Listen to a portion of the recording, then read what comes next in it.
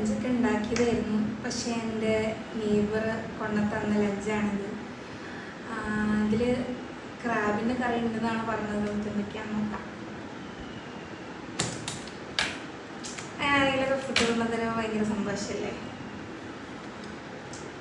Rice, ഇതാണ് crab കറി. ഇവിടുത്തുകാരുടെ എന്തോ ഒരു കറിയാണ്. നമ്മൾ നാട്ടിൽ ക്രാബ് റോസ്റ്റ് അല്ലേ വെക്കുക. ഇതാണ് ക്രാബിൻ്റെ പീസ്. ഇത് നമ്മൾ നാട്ടിൽ മീൻകറി വെക്കുന്ന പോലെയാണെന്ന് തോന്നുന്നു. പിന്നെ നമുക്ക് എന്താ പറയുക, പിന്നെ തേങ്ങ അരച്ച് വെച്ചൊരു മീൻകറിയാണ്.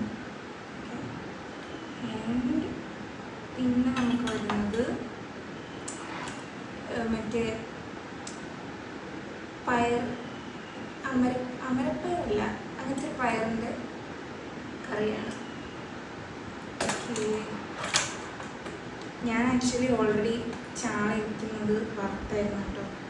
ഞാൻ കുറച്ച് കുക്കുമ്പറും കൂടെ, ചോറ് ഇത്രേ ഉള്ളൂ. ഞാൻ ഡയറ്റിലാന്ന് പറഞ്ഞുകൊണ്ടാകും തോന്നുന്നു ചോറ് കുറച്ച് വെച്ചിരുന്നത്. നമുക്ക് കഴിക്കാം. നമുക്ക് ആദ്യം എന്ത് ട്രൈ ചെയ്യണം? ക്രാബ് ട്രൈ ചെയ്യാം. ഞാൻ കുറേ നാളായിട്ട് ക്രാബ് കഴിച്ചിട്ട്, കുറേ മീൻസ് വർഷങ്ങളായി. ലാസ്റ്റ് എപ്പോഴാണ് കഴിച്ചതെന്നും എനിക്ക് ഓർമ്മയില്ല. ആദ്യം ഗ്രേവി മാത്രമായിട്ട്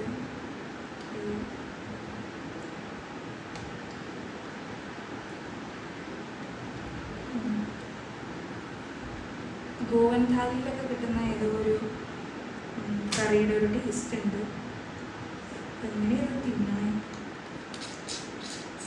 തേങ്ങ അരച്ച്, നമ്മുടെ നാട്ടിലെ തേങ്ങ അരച്ച മീൻകറിയില്ല, അതുപോലത്തെ ഒക്കെ ഒരു സിമിലർ സാധനം അറിയില്ല.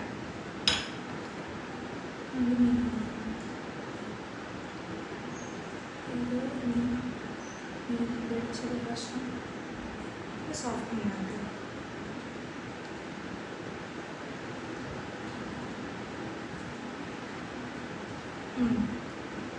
ഇതിവിടെ ഗോവൻ താലിയിലും ഇവിടുത്തെ താലിയിലൊക്കെ കിട്ടുന്ന പോലത്തെ ഫിഷ് കറിയാണ്.